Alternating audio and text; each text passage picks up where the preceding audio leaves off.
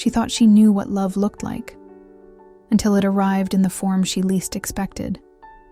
Sometimes the most profound connections emerge from our deepest wounds. What happens when the person who reminds you of everything you've lost becomes the one who shows you everything you might still find? This is the story of a woman who built walls to keep her heart safe, only to discover that safety was never what she needed.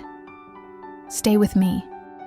The first time Eliza Morgan saw him, she was hiding behind her camera. That's how she preferred to experience the world these days, through a lens, at a safe distance. The wedding reception swirled around her, a kaleidoscope of white tulle and champagne flutes catching the late afternoon sun. As the photographer, she was invisible, which suited her perfectly. "Can you get one of the father-daughter dance?" the bride's mother asked, touching Eliza's elbow. Eliza nodded, already moving toward the dance floor where the bride, radiant in ivory lace, was being twirled by her beaming father. She knelt, adjusted her aperture, and began capturing the moment. Click. The father whispering something that made his daughter laugh. Click. Their matching dimples. Click. The mother dabbing at her eyes from the sidelines. These were the moments Eliza had built her business on, the tender, fleeting seconds most people missed while they were busy living them. She'd developed an eye for authentic emotion, even as she'd become an expert at containing her own. That's when she saw him across the room, a man in his early 40s with salt and pepper hair, standing slightly apart from the celebration. He wasn't smiling. Instead, his eyes followed the father-daughter dance with such naked longing that Eliza found herself lowering her camera. Some expressions weren't meant to be captured or shared. "That's Daniel Harlow," whispered Meredith, the wedding planner suddenly beside her, the bride's uncle. Lost his daughter 3 years ago. Car accident. Eliza felt something cold slide down her spine. She knew that look. She'd seen it in her own mirror. That particular hollowness that comes from outliving someone you'd give your life for. "He almost didn't come today," Meredith continued, oblivious to how her words were landing. "But Kayla, the bride, she insisted, said family should be together on days like this, even when it hurts." Eliza nodded, unable to speak. She raised her camera again, but couldn't bring herself to point it at Daniel. Some pain deserved privacy. Later, as the evening softened into dusk and fairy lights twinkled overhead, Eliza was photographing the cake cutting when she felt someone watching her. She turned to find Daniel Harlow standing nearby, a half-empty glass of whiskey in his hand. "You're good," he said simply, nodding toward her camera. "You catch things other people don't see." "Thank you," she replied, uncomfortable with the directness of his gaze. "It's my job to notice." "No," he shook his head slightly. "It's more than that. You're careful with people, respectful." She didn't know what to say to that. Most clients commented on her artistic eye or technical skill, not her. "Empathy. Earlier," he continued, his voice low enough that only she could hear. "You saw me watching Kayla and her father. You could have taken that picture. It would have been emotionally compelling, I suppose. But you didn't." Eliza swallowed hard. "Some moments aren't mine to capture." Something shifted in his expression, a small release of tension around his eyes. "My daughter would have been 26 next month," he said, the words emerging as if they surprised even him. "Emma. She was a dancer." Eliza felt her chest tighten. She never spoke about her own loss. Not to clients, not to friends, certainly not to strangers at weddings. But something about the raw honesty in this man's voice made her break her own rule. "My son would be 12, she said quietly. "Theo." Daniel's eyes widened slightly. Recognition of a fellow traveler on a road no one chooses. He didn't say, "I'm sorry," or ask what happened. The questions people always asked. requiring her to shape her devastation into something they could digest. Instead, he simply nodded. "How do you do this?" he asked after a moment, gesturing to the celebration around them. "Surround yourself with all this happiness?" Eliza looked around at the dancing couples, the laughing bridesmaids, the grandparents holding hands at a corner table. For 3 years, she'd been asked variations of this question by well-meaning friends who couldn't understand why she'd abandoned her corporate career to become a wedding photographer after Theo died. "I find it helps," she said carefully, "to be near joy without having to feel it myself." The honesty of her answer seemed to startle them both. The corner of Daniel's mouth lifted in what wasn't quite a smile, but was something adjacent to understanding. Before he could respond, the bride's voice came over the microphone, calling all unmarried women to the floor for the bouquet toss. Eliza raised her camera in silent apology and slipped away, grateful for the interruption. For the rest of the night, she felt his eyes on her occasionally, but they didn't speak again. As the reception wound down and guests began to leave, Eliza was packing her equipment when Meredith approached with a business card. "Daniel Harlow asked me to give you this," the wedding planner said with a knowing smile that made Eliza uncomfortable. "He's some big-shot restoration architect. Said he might have work for you." Eliza took the card reluctantly, slipping it into her camera bag without looking at it. She'd learned to be wary of connections, especially those forged in vulnerable moments. Shared grief wasn't a foundation for anything healthy.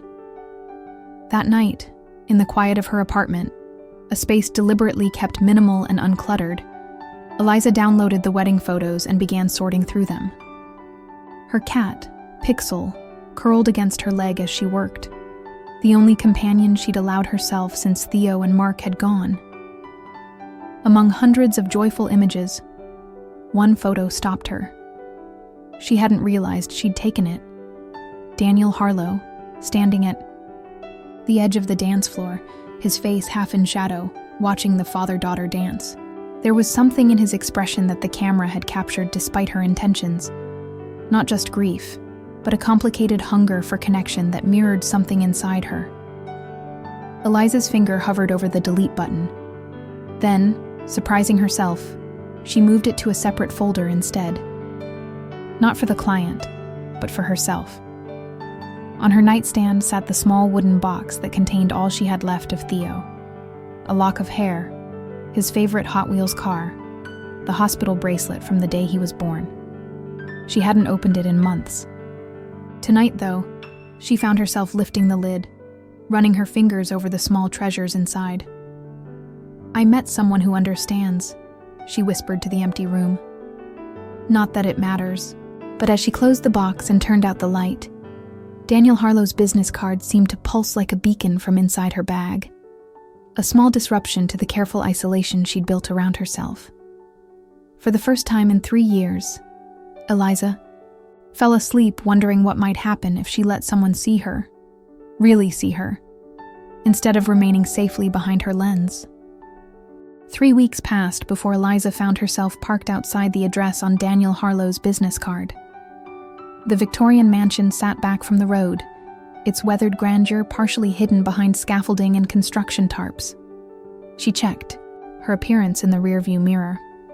A habit from before, when she'd cared about such things, and was met with the same face that had greeted her for the past 3 years. Pale, composed, unremarkable except for eyes that held more than they revealed. She hadn't planned to call him. The card had migrated from her camera bag to her desk drawer, where she'd glance at it occasionally while paying bills or searching for stamps. But then last Tuesday, scrolling through her calendar of upcoming weddings and engagement shoots, a familiar hollowness had expanded in her chest. The carefully constructed routine that had kept her functioning suddenly felt like a prison. So she'd called. And he'd answered on the first ring, as if he'd been waiting. "Harlow Restoration," he'd said, his voice instantly recognizable. "This is Eliza Morgan, the photographer from Kayla's wedding." A pause, then. "I was beginning to think you'd thrown my card away." "I nearly did," she admitted, surprising herself with her honesty. He'd laughed then, a short, rusty sound, as if it wasn't something he did often. At least you're honest. Most people would have made up some excuse about being busy. I was busy, she said, just not too busy to call if I'd wanted to. Another pause. I have a project I'd like to discuss with you.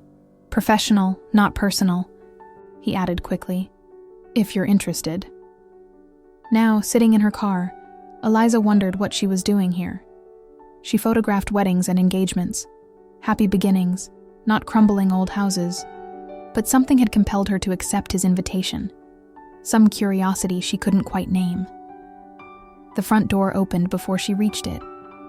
Daniel stood in the entrance, dressed in jeans and a faded blue button-down with the sleeves rolled up, revealing forearms dusted with the same salt and pepper as his hair. He looked more at ease here than he had at the wedding, though the same watchfulness remained in his eyes. "You came," he said simply. "I said I would." He nodded, stepping back to let her enter. Most people say a lot of things. The interior of the mansion was a contradiction. Soaring ceilings and intricate moldings juxtaposed with exposed beams and sections of wall stripped to the lath. Dust motes danced in shafts of light from tall windows, giving the space an ethereal quality despite the construction chaos. "It's beautiful," Eliza said, meaning it. "Even like this." "Especially like this," Daniel corrected, watching her take it all in. "There's honesty in a house when it's opened up, showing its bones and scars. The pretty facade comes later." She glanced at him, catching the metaphor. "Is that why you do this? Restoration?" Something flickered across his face. "I've always done it. But yes, I suppose it's taken on additional meaning in recent years." He led her through the house, explaining the project as they went. The mansion had been abandoned for decades before a historical society purchased it for restoration. Daniel's firm had been hired to bring it back to life while preserving its original character. "What I'd like," he explained as they climbed a grand staircase to the second floor, "is a photographic record of the restoration process. Not just standard documentation, but something with perspective. The kind you bring to your work." Eliza frowned. "My perspective is weddings and celebrations. This is different." "Is it?" Daniel stopped at a landing, turning to face her. "You see people at transitional moments, becoming something new together. This house is in transition, too, being reborn." The word reborn hung between them, loaded with unspoken meaning. "Why me?" she asked finally. "There are photographers who specialize in architecture." Daniel was quiet for a moment, his hand resting on the worn banister. "The photos on your website," he said finally. "They're not just technically good, they have empathy. You see the emotion in spaces and moments. That's what this place deserves." Eliza felt exposed, as if he'd glimpsed something she hadn't intended to reveal through her work. She looked away, focusing instead on a patch of original wallpaper visible beneath peeling layers, a pattern of blue forget-me-nots faded to ghostly shadows. "I'll think about it," she said. "That's all I'm asking." He showed her the rest of the house, pointing out original features and explaining his vision for each space. In what had once been a child's bedroom, Eliza noticed his voice softening, his descriptions becoming more detailed, almost tender. She wondered if Emma's room had looked similar, with its window seat and sloped ceiling. "This will be my office when the restoration is complete," he said, contradicting her assumption. "The Historical Society is letting me use the top floor, as payment for taking a reduced fee." "You're going to live here?" He shrugged. "Not exactly, but I'll be here often. There's something about this house that feels right." On their way back downstairs, they passed a small room where a young woman sat surrounded by blueprints and material samples. She looked up as they passed, her eyes widening slightly at the sight of Eliza. "This is my assistant, Vivian," Daniel said. "Viv, This is Eliza Morgan, the photographer I mentioned. The wedding photographer, Vivian clarified, her tone suggesting she'd heard more about Eliza than Daniel was admitting. She stood, extending a hand. Nice to meet you. Daniel doesn't usually bring people to active sites. It's a professional consultation, Daniel said quickly. Vivian's knowing smile made Eliza uncomfortable. Of course it is. Will you be joining us for lunch? I was about to order. I can't stay, Eliza said, though no one had actually invited her. I have appointments this afternoon. It wasn't entirely true, but the house was beginning to feel too intimate, too full of unspoken currents she wasn't prepared to navigate. Daniel walked her to her car, the spring sunshine warming the air around them. Think about the project, he said as she unlocked her door. No pressure, but I think it could be good. For the house, he added. And maybe for you too.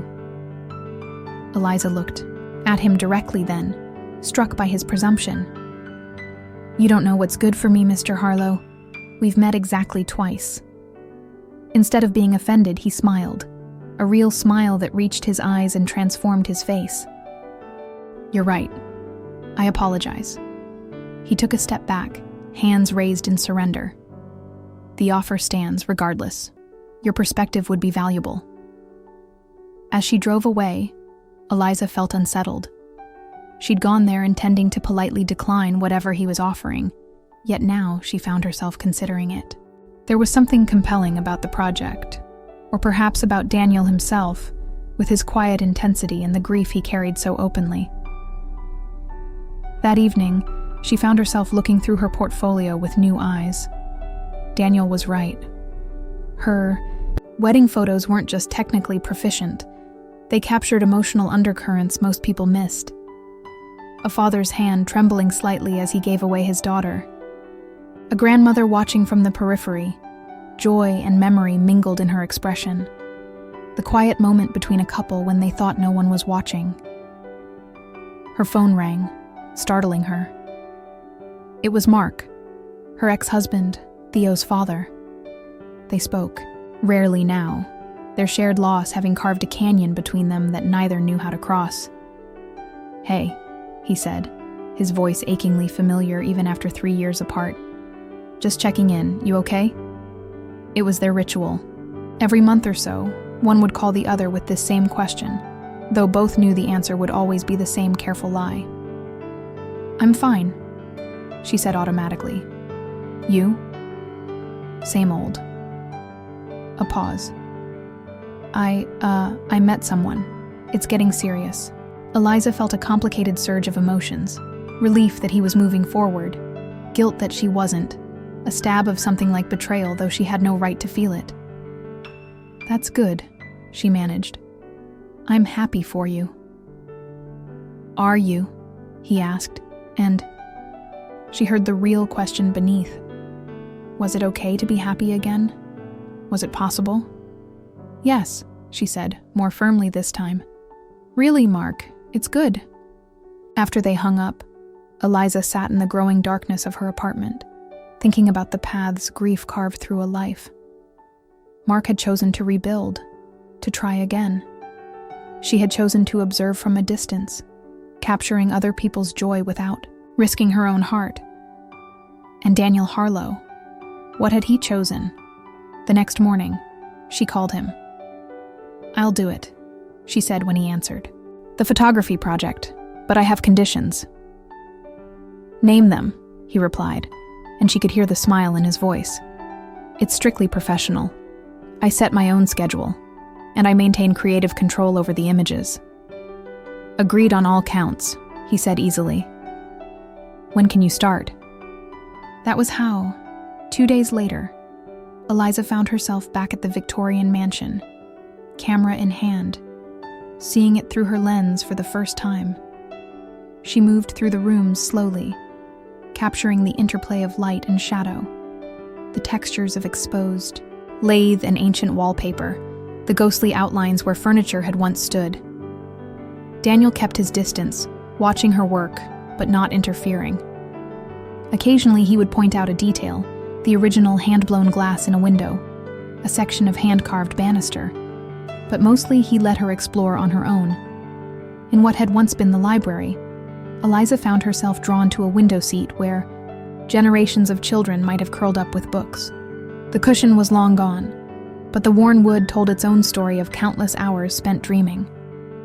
Emma loved window seats, Daniel said quietly from the doorway. Our house in Chicago had one in her bedroom. She'd sit there for hours, reading or just watching the street below. Eliza lowered her camera, unsure how to respond. In the 3 years since Theo's death, she'd developed an aversion to these moments, when grief pushed its way into normal conversation, making everyone uncomfortable. "You don't have to talk about her," she said finally. Daniel looked surprised. "I want to. That's the difference." "The difference?" "Between us," he clarified. "You never mention your son unless forced to. I saw it at the wedding. How quickly. You changed the subject. But I need to say Emma's name. I need people to know she existed." Eliza felt a flush of anger. "You don't know anything about what I need." "You're right," he conceded. "I apologize. Again." The tension between them stretched, then eased as Eliza deliberately turned back to her work, focusing her camera on a section of original crown molding. After a few minutes, Daniel spoke again, his voice carefully neutral. "There's a local craftsman coming tomorrow to assess the staircase restoration. Might make for interesting photos if you're available." It was an olive branch, back to business. No personal revelations required. Eliza nodded without looking at him. "I'll be here at 9. Over the next few weeks, a routine developed. Eliza would come to the house 3 or 4 times a week, photographing the slow transformation as layers of history were peeled back and original features restored. She worked mostly in silence, occasionally asking questions about architectural details but carefully avoiding personal topics. Daniel respected her boundaries, focusing on the project when they spoke. But Eliza couldn't help noticing how he interacted with others. The gentle patience he showed the apprentice woodworker learning to match century-old moldings. The easy camaraderie with the electricians rewiring the ancient structure.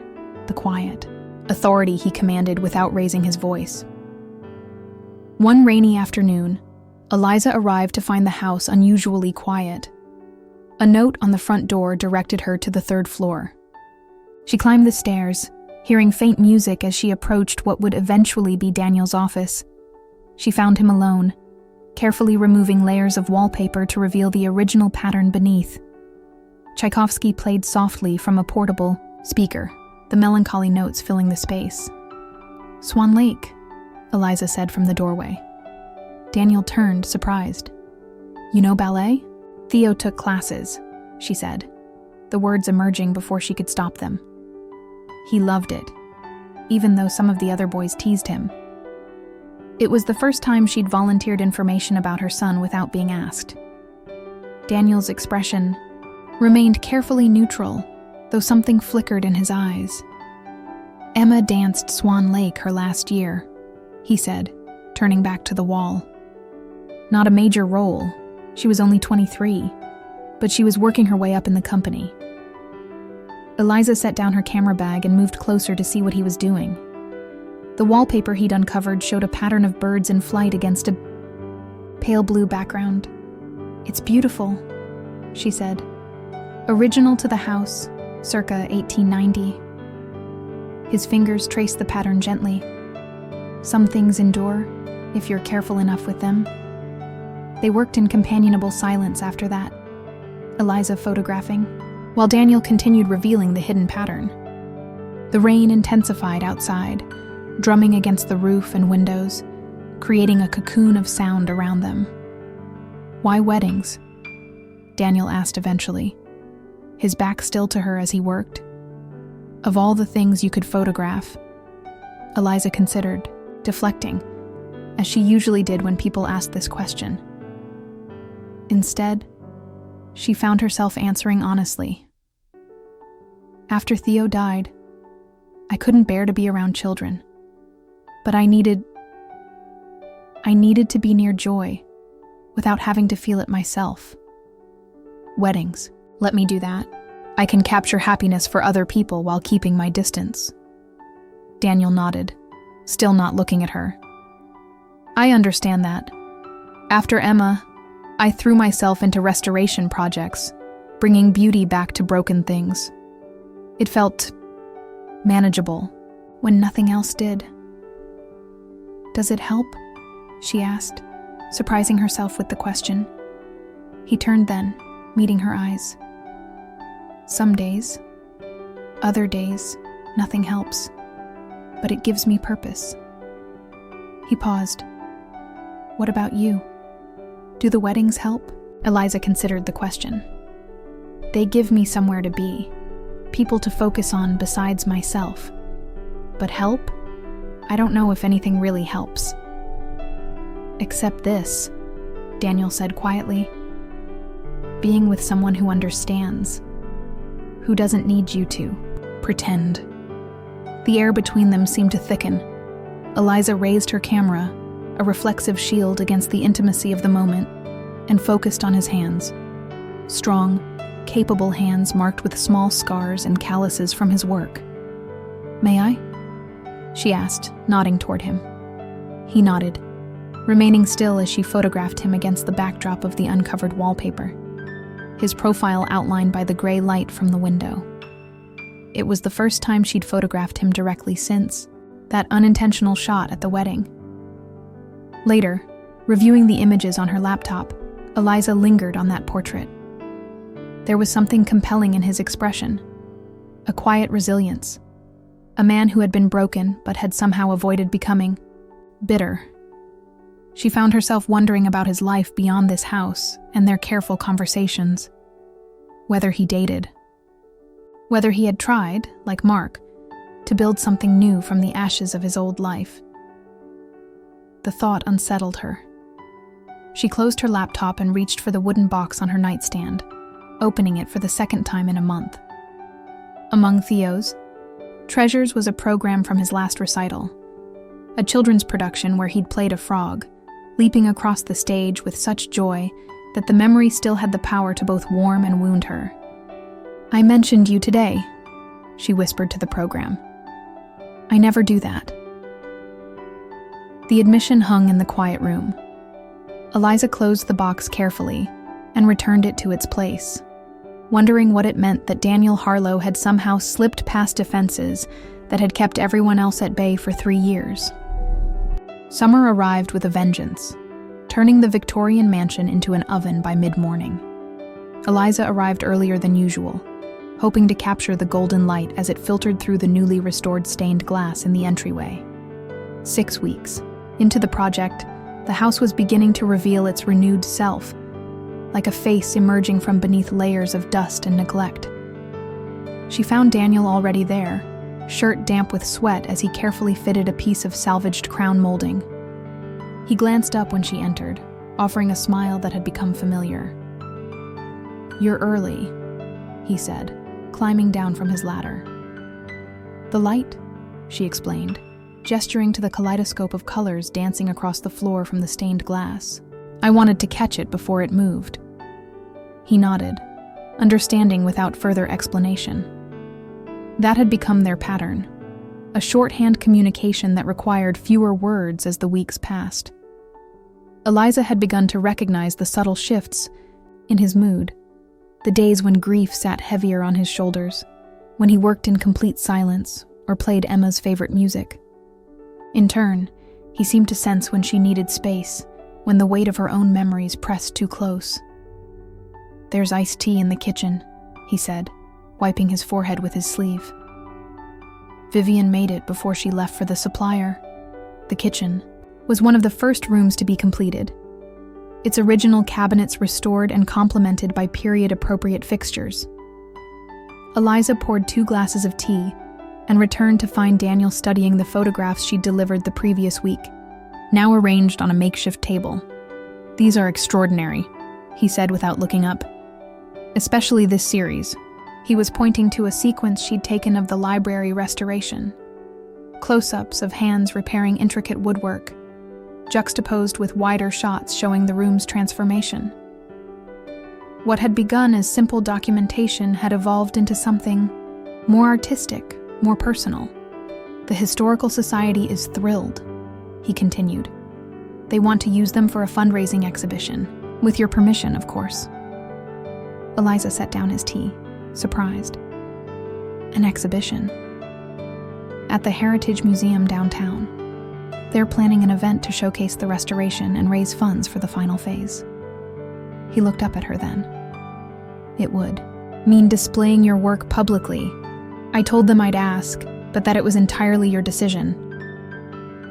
The thought of her photographs, these photographs so different from her usual work, being displayed publicly, made Eliza's stomach tighten. These images revealed more than just the house's transformation. Somewhere along the way, they had begun to reflect her own shifting perspective, her gradual re-engagement with beauty and possibility. "I'll think about it," she said, the same response she'd given when he first proposed the project. Daniel smiled, recognizing the echo. Fair enough. They worked in companionable silence for the next hour, Eliza photographing while Daniel returned to the molding. The heat built steadily, despite the old house's thick walls.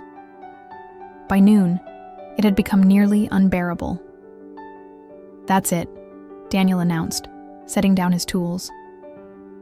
"Too hot to continue. I'm calling it a day." Eliza nodded, relieved. Her camera was slick, with sweat in her hands, and her light cotton dress clung uncomfortably to her back. "I should go too," she said, beginning to pack her equipment. "Or," Daniel said, hesitating slightly, "we could go for a swim." Eliza looked up, startled. "There's a lake about 20 minutes from here," he explained. "Part of the state park. I go sometimes when it gets like this." He gestured to the stifling air around them. No pressure, just an option. The invitation hung between them, the first that extended beyond their professional relationship. Eliza should say no.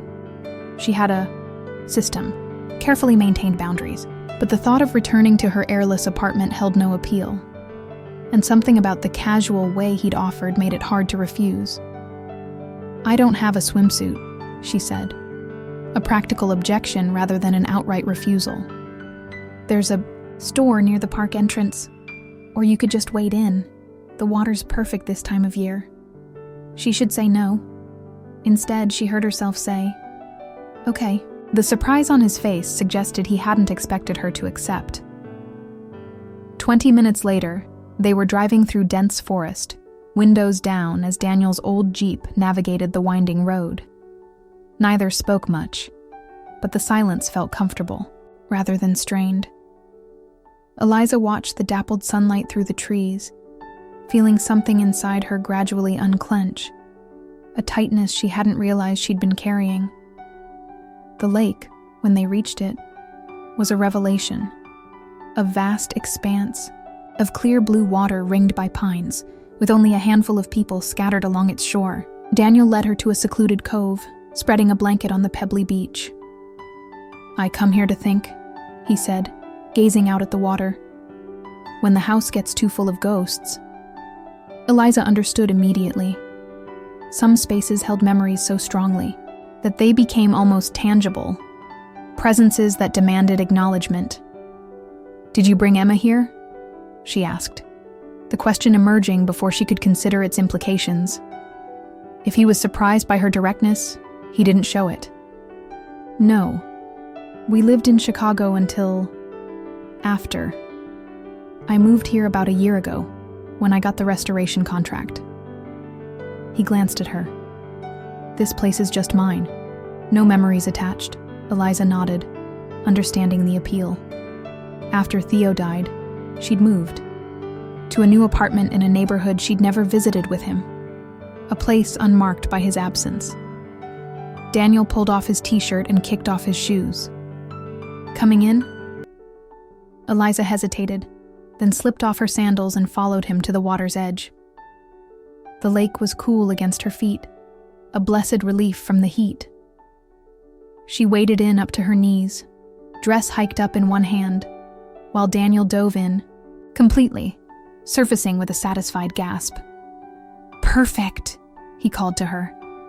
"You should come all the way in." She shook her head, content to watch as he swam a few strong strokes away from shore, then floated on his back, face turned to the sky. There was something freeing about seeing him like this. Away from the house, away from their careful dance around grief and restoration. Just a man enjoying a summer swim. When he returned to shore, water streaming from his hair and shoulders, Eliza was struck by how alive he looked, flushed and present in a way she rarely allowed herself to be. They sat on the blanket, letting the sun dry them as they shared the sandwiches Vivian had left in the site refrigerator. The conversation flowed more easily here, outside the context of their work. Daniel told her about his childhood in Michigan, his early fascination with old buildings, the restoration company he'd built over 20 years. Eliza found herself sharing stories too. Her college years studying photojournalism, her brief stint at a magazine before opening her own studio. Neither mentioned their lost children directly, yet their absences shaped the conversation. Visible, in the careful gaps, the years skipped over, the subtle shifts when certain topics arose. "Why did you really ask me to photograph the house?" Eliza asked finally, the question that had lingered since their first meeting. Daniel was quiet for a long moment, picking up a smooth stone and turning it in his fingers. "Honestly, I saw something in your wedding photos that resonated. Not just technical skill, but a particular kind of seeing. You capture joy without participating in it. I recognized that stance, that careful distance." He skipped the stone across the water's surface. "I thought maybe you'd see the house the way I do, as something broken being made whole again, even though it will never be what it was originally." The honesty of his answer caught her off guard. "And have I seen it that way?" "Look at your own photographs," he said simply. "They tell a story of resurrection." The word hung between them, weighted with meaning beyond old wood and plaster. "Don't believe in resurrection," Eliza said quietly. "Some things, once lost, stay lost." Daniel turned to look at her directly, his gaze steady. "I'm not talking about bringing back what's gone. I'm talking about finding something new in what remains." A breeze rippled across the lake, cooling Eliza's sun-warmed skin. In the distance, a child's laughter carried across the water, piercing her with its innocent joy. "Mark is getting married again," she said suddenly. "Theo's father. He called last night to tell me." Daniel nodded, waiting for her to continue. "He wants me to come to the wedding. For closure, he says." She laughed, a brittle sound. "As if there's such a thing. Will you go?" Eliza plucked a blade of grass, splitting it with her thumbnail. "I don't know. Part of me thinks I should, to show I'm okay with him moving on.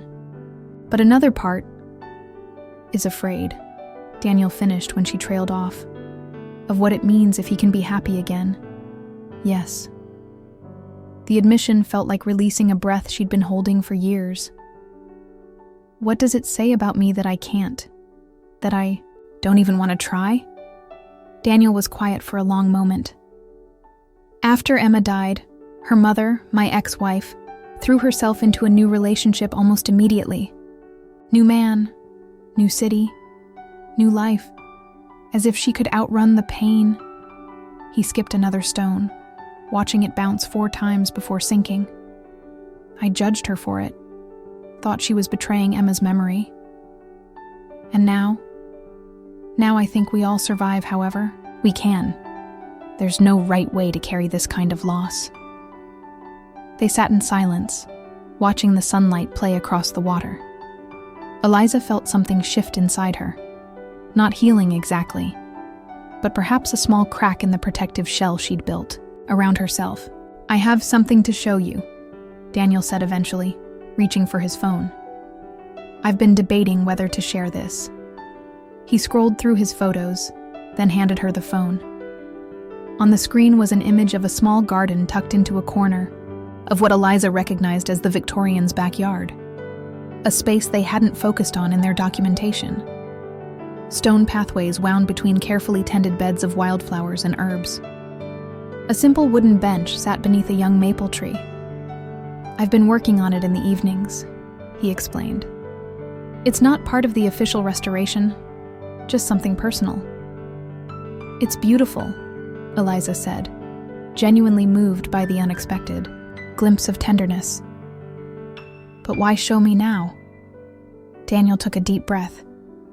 Because I'm dedicating it to Emma, and I wondered if you might want to photograph it.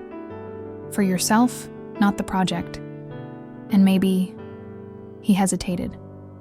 Maybe there could be a place in it for Theo too, if you wanted. The suggestion hit Eliza like a physical blow, kindness when she expected nothing, understanding when she'd grown accustomed to isolation. Tears welled up suddenly, catching her off guard. She turned away, embarrassed by the display of emotion after months of careful control. Daniel didn't reach for her or offer empty comfort. He simply sat beside her, a steady presence as she struggled to compose herself. "I'm sorry," he said quietly. "That was presumptuous." "No," Eliza managed, wiping her eyes. It's the kindest thing anyone has offered in a long time." They stayed by the lake until the sun began to sink toward the horizon, casting long shadows across the water. The drive back was quiet, but the silence had transformed. No longer a wall between them, but a shared space, comfortable and undemanding. At the mansion, Daniel walked Eliza to her car. The evening air had cooled, bringing relief from the day's heat. Crickets chirped in the overgrown grass at the edge of the property. "Thank you," Eliza said, keys in hand. "For today." Daniel nodded, hands in his pockets. "Will I see you tomorrow? The plasterers are coming to start on the dining room ceiling." "Yes," she said, then gathering her courage. "And I'd like to photograph the garden, if the offer still stands." Something like hope flickered across his face. "It does." As she drove home through the gathering dusk, Eliza felt a strange lightness in her chest. Not happiness exactly, but perhaps its distant cousin. For the first time in 3 years, she found herself thinking about the future as something other than an endless continuation of the present. That night, she dreamed of Theo, not as he was in his final days in the hospital, but as he had been on his last birthday, laughing as he blew out candles shaped like dinosaurs. In the dream, he looked at her with clear eyes and said, "It's okay, Mom. You can put down the camera now." She woke with tears on her face, but a curious sense of peace in her heart. Reaching for her phone, she typed a message to Mark. "I'll be there for your wedding. Just tell me when." Then, before she could change her mind, she opened the wooden box on her nightstand and removed Theo's favorite Hot Wheels car, a blue Corvette with flame decals that he'd carried everywhere. She placed it in her camera bag, next to the extra battery she always carried. Tomorrow she would take it to the garden, not as a goodbye, but as a beginning. The morning of Mark's wedding dawned clear and cool, a perfect September day. Eliza stood before her closet, fingers trailing over dresses she hadn't worn in years. She finally selected a simple blue wrap dress, Theo's favorite color. A small act of remembrance on a day dedicated to new beginnings. 6 months had passed since that afternoon at the lake with Daniel. 6 months of gradual, almost imperceptible change, like watching a Polaroid develop, the image slowly clarifying with each passing minute. The Victorian mansion was nearly complete now, its transformation documented in hundreds of photographs that told a story not just of architectural revival, but of human resilience. The exhibition at the Heritage Museum had opened last month to unexpected acclaim, Eliza's images drawing attention from art critics and historical preservationists alike. "You've captured the soul of the place," one reviewer had written, and, in doing so, revealed something of your own. Daniel had framed the review, presenting it to her with characteristic understatement. Not bad for a wedding photographer. The garden, too, had flourished under his care. Eliza had photographed its evolution through the summer, the unfurling of new blooms, the gradual maturation of the young maple tree, the way morning light caught in dewdrops on spiderwebs strung between lavender stalks. Theo's blue Corvette now rested in a small stone niche near the bench, alongside a pair of Emma's point shoes, their satin ribbons faded but still intact. It wasn't a shrine exactly, but a quiet acknowledgement, a place where grief could exist, alongside beauty, where absence and presence could coexist without contradiction. Eliza checked her reflection one last time, noting the subtle changes in her own face. The shadows beneath her eyes had softened. Her hair, once kept severely short as a matter of convenience, now brushed her shoulders. Small changes, but significant. Her phone chimed with a text from Daniel. "Good luck today. Remember to breathe." Guy smiled, typing back, "I'll try. Dinner later?" His response came immediately. "I'll cook. Come hungry." Their relationship had evolved with the same gradual care as the restoration project. Cautious steps forward, occasional retreats, a mutual respect for each other's boundaries and scars.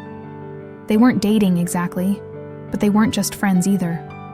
They existed in some undefined space that neither felt compelled to name. The wedding venue was a renovated barn on the outskirts of town, strung with fairy lights and decorated with wildflowers. Eliza arrived early, instinctively reaching for a camera that wasn't there. Today, for the first time in years, she was a guest, not the photographer. Mark spotted her as she entered, his face registering surprise and genuine pleasure. He crossed to her immediately, enveloping her in a brief, awkward hug. "You came," he said, pulling back to look at her. "I wasn't sure you would." "I said I would," she replied, echoing words she'd once said to Daniel. Mark's fiancé, soon-to-be, wife, approached, her hand extended in greeting. "You must be Eliza. I'm Caroline. Thank you for coming. I know this can't be easy." There was no pretense in her voice, no uncomfortable attempt to ignore the complicated history between them. Eliza felt a surprising surge of gratitude for this woman's straightforward acknowledgement. "Congratulations to you both," she said, meaning it. As guests began to arrive, Eliza found her assigned seat, not at the family table, but close enough to indicate her importance in Mark's life. The ceremony was simple and sincere, the couple exchanging vows they'd written themselves. Eliza watched with dry eyes, feeling neither the resentment nor the crushing grief she'd feared. Instead, she felt a quiet acceptance of Mark's happiness, of her own separate path, of the reality that life continued to unfold in unexpected ways. During the reception, as couples filled the dance floor, Eliza slipped outside for a moment of quiet. The September evening was mild, stars beginning to appear in the darkening sky. She thought of Theo, who had loved stargazing, pointing out constellations with his small finger while nestled in her lap. "I miss you," she whispered to the emerging stars. "I always will. But I'm learning how to carry you differently." Eliza, she turned to find Mark standing a few feet away, hesitant to intrude on her solitude. "Sorry," he said. "Caroline thought you might need a moment. I can go." "No, it's okay." She gestured for him to join her. "It's a beautiful wedding. You look happy." "I am." He stood beside her, both of them looking out at the darkened fields beyond the barn. "I never thought I would be again. After everything." They hadn't spoken like this in years, not since the awful months after Theo's death, when grief had twisted their love into something unrecognizable, driving them apart when they most needed connection. "I'm glad," Eliza said softly. "Theo would want that for you." Mark's breath caught at the mention of their son's name. For you too, Liz. He'd want you to be happy too. The old nickname, unused for so long, brought unexpected tears to her eyes. I'm working on it, she admitted. It's different for me, slower. I know. He hesitated, then added, Caroline mentioned you have an exhibition at the Heritage Museum. Your photographs of that old Victorian restoration. Eliza nodded, surprised he knew. It's a different kind of work for me. I'd like to see it sometime, if that wouldn't be weird. It wouldn't be weird, she assured him. It's open through October. A comfortable silence fell between them. Former lovers, forever connected by the child they had loved and lost, now finding their way toward something like friendship. I should get back, Mark said eventually. First dance coming up. Go, Eliza smiled. Enjoy your wedding. As he turned to leave, he paused. Caroline's cousin mentioned you've been seeing someone. An architect? It's complicated, Eliza said, not ready to define what existed between her and Daniel, even to herself. Mark nodded, understanding. Complicated is okay. It's a start. After he returned to the reception, Eliza remained outside a while longer, watching the stars brighten against the deepening blue. She thought about the exhibition at the museum, how terrifying it had been to display work so different from her established portfolio, how vulnerable she'd felt seeing her name beside photographs that revealed so much of her inner landscape. Daniel had stood beside her at the opening, a steady presence as critics and patrons examined her work. They see the house, he'd murmured at one point, but I see you. Later that night, as promised, she drove to Daniel's apartment, a converted loft downtown, sparsely furnished but warm with wood and natural textures. The scent of garlic and rosemary greeted her as she entered. Perfect timing, he called from the kitchen. Just taking the bread out. Eliza set down her bag and slipped off her shoes, the familiar routine comforting after the emotional complexity of the day. She moved to the kitchen, accepting the glass of wine he offered. How was it? He asked, stirring something that smelled delicious on the stove. Better than I expected. Different. She took a sip of wine, gathering her thoughts. Mark seems happy. His wife is kind. Daniel nodded, giving her space to process. And you? How are you feeling? It was the question he always asked. Not the polite, how are you? That expected fine as the only acceptable answer, but a genuine inquiry into her emotional state. It had taken her months to get used to his directness, to stop deflecting with platitudes. Relieved, she said honestly. Sad, but not devastated, like I've passed some kind of milestone I didn't know was coming. He smiled, understanding in his eyes. That sounds like progress. They ate at his small dining table, the conversation flowing easily between them. Daniel told her about the final inspection at the Victorian, scheduled for the following week. The Historical Society was planning a grand reopening, with tours of the restored mansion and a special viewing of Eliza's exhibition. They want us, both there, he said, to talk about the project. Us? Eliza raised an eyebrow. I'm just the photographer. You're more than that, Daniel said quietly. Your vision shaped how people see the restoration. The board recognizes that.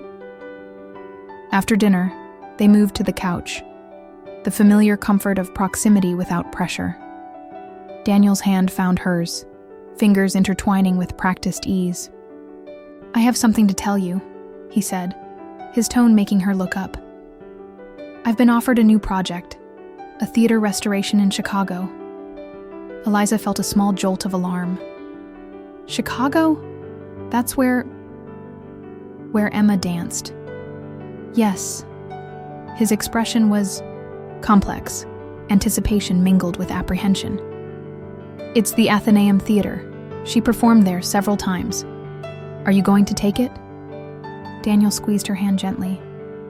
I'm considering it. It's a significant project, could take a year, maybe more. The implication hung between them. Chicago was hundreds of miles away. Whatever this undefined thing between them was, distance would complicate it further. "When would you start?" she asked, trying to keep her voice neutral. "January, if I accept." He turned to face her more directly. "I wanted to talk to you before deciding." "Why?" The question came out more sharply than she intended. "Because you matter to me, Eliza. Because what we have, whatever it is, matters to me." The honesty in his voice made her chest tighten. For months, they had circled each other carefully, neither pushing for definitions or commitments, both wary of risking the fragile connection they'd built. "I don't want to hold you back," she said finally. "This sounds important." "It is. But so are you." He ran a hand through his hair, a gesture she'd come to recognize as a sign of inner conflict. "I'm not asking you to come with me. I know you have your life here, your business. I'm just putting it all on the table." Eliza stood, needing space to think. She moved to the window looking out at the city lights below.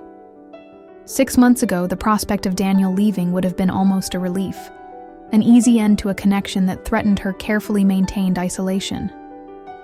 Now, the thought created a hollow feeling in her chest. "I need to show you something," she said suddenly, turning back to him. "Not tonight, but tomorrow. Can you meet me at the museum in the morning, before it opens?" Daniel looked puzzled but nodded. "Of course. What time?" 8. "I'll arrange it with the curator." The next morning dawned gray and misty, the kind of soft autumn day that blurred the edges of buildings and muffled sounds. Eliza arrived at the Heritage Museum early, letting herself in with the temporary access card the curator had provided. The exhibition space was eerily quiet without visitors, her photographs of the Victorian Restoration glowing softly under carefully positioned lights. She moved through the gallery, stopping before each image, the grand staircase emerging from layers of neglect, sunlight through newly restored stained glass, Daniel's hands carefully fitting a piece of original molding. She heard his footsteps. Before she saw him, the distinctive cadence she'd come to recognize over months of working together. "Morning," he said, voice hushed in the empty gallery. "What's this about?" Instead of answering, Eliza led him to a door at the back of the exhibition space, a door that had been locked during the opening. "The curator helped me set this up," she explained, producing a key. "It wasn't ready for the main exhibition." The small room beyond held just one wall of photographs, a series Eliza had never shown him, images she'd taken over the summer without his knowledge. Daniel stopped just inside the doorway, his breath catching audibly. The photographs documented the garden he'd created, not just its physical evolution, but the emotional landscape it represented. There were close-ups of Theo's blue Corvette, nestled among lavender, Emma's point shoes catching morning light, Daniel's hands planting seedlings. But there were other images too. Eliza's shadow falling across the garden path, her reflection in the small pond he'd installed, her hand next to his on the wooden bench. The final photograph, larger than the rest, showed them together in the garden, a self-portrait Eliza had taken using a remote trigger. They weren't looking at the camera, but at each other, their expressions unguarded in a moment of genuine connection. "I call it afterlife," Eliza said quietly. "Not what comes after death, but what comes after loss, the life that continues, that transforms." Daniel moved slowly along the wall, taking in each image. When he reached the final photograph, he stopped, his fingers hovering near, but not touching the frame. "When did you take these?" he asked, his voice rough with emotion. "Throughout the summer. Whenever I came to the house alone or stayed after you left." She moved to stand beside him. "I wasn't ready to show them. Until now." He turned to her, eyes questioning. "Why now?" Eliza took a deep breath, finding courage in the quiet space surrounded by evidence of their shared journey. Because I need you to know what you've given me. Not just the project or the exhibition, but perspective. A way of seeing that I'd lost. She gestured to the photographs. These aren't just about the garden or even about Theo and Emma. They're about what happens when we allow ourselves to be seen, really seen. Daniel's expression softened, understanding dawning. And Chicago? I don't know, she admitted. I don't have answers about what comes next, but I know I don't want to go back to who I was before, observing life from behind a lens, without participating in it. He reached for her hand, his touch warm and familiar. What do you want, Eliza? The question was simple, but profound, one she hadn't allowed herself to consider for years. What did she want, beyond survival? Beyond the careful routine that had kept her functioning but not truly living? I want to find out what's possible, she said finally. With you, whether that's here or elsewhere. The admission hung between them, fragile but real. Daniel's eyes held hers, searching for certainty. I haven't taken the Chicago job yet, he said. We have time to figure this out. Time? Eliza echoed, a small smile forming. That's a luxury I haven't allowed myself to consider in a long time. He drew her closer, his forehead resting against hers, in a gesture that had become their own private form of intimacy, more meaningful than a kiss, a sharing of breath and thought. The Victorian's grand reopening is next weekend, he murmured. After that, we could take a trip to Chicago, see the theater. You could meet some of Emma's friends from the ballet company. No pressure, just exploration. The suggestion, so careful, so respectful of her boundaries, made Eliza's heart expand with unexpected tenderness. This was what Daniel had given her, beyond the professional opportunity or even friendship. The gentle insistence that healing didn't mean forgetting, that moving forward didn't betray what was lost. I'd like that, she said. Later, as they walked through the quiet morning streets, a light rain began to fall. Not the drenching downpour of summer, but the gentle mist of autumn, softening the world around them. Eliza didn't reach for her camera to capture the moment. Instead, she simply lived it, her hand in Daniel's, her face turned up to feel the cool droplets on her skin. 3 years ago, in the aftermath of unimaginable loss, she had retreated behind her lens, finding safety in observing rather than participating. It had been a necessary shelter then, a way to survive when living fully seemed impossible. But now, step by small step, she was emerging from behind the camera, not abandoning it, but finding a new relationship with it and with herself. Photographs in the exhibition stood as evidence of that journey, from documentation to participation, from observation to engagement. As they reached the Victorian mansion, now resplendent in its restored glory, Eliza paused to take it in. The house that had brought them together stood as a testament to what was possible. Not a return to what had been, but a transformation into something new that honored what came before. It's beautiful, she said, meaning more than just the architecture. Daniel squeezed her hand in understanding. It is, and so is what comes next. They climbed the steps together, entering the house that had witnessed their careful dance of grief and healing. In the entryway, sunlight streamed through the restored stained glass, painting them in fragments of color: blue, amber, green, rose. Eliza didn't need her camera to know this was a moment worth remembering, standing in the light with Daniel, both of them scarred but present, both of them learning to carry their losses differently. Not moving on, but moving forward. Not forgetting, but finding a way to remember that allowed for joy alongside sorrow. It wasn't a happy ending. She knew better than to believe in those anymore. But it was a beginning. And for now, that was enough.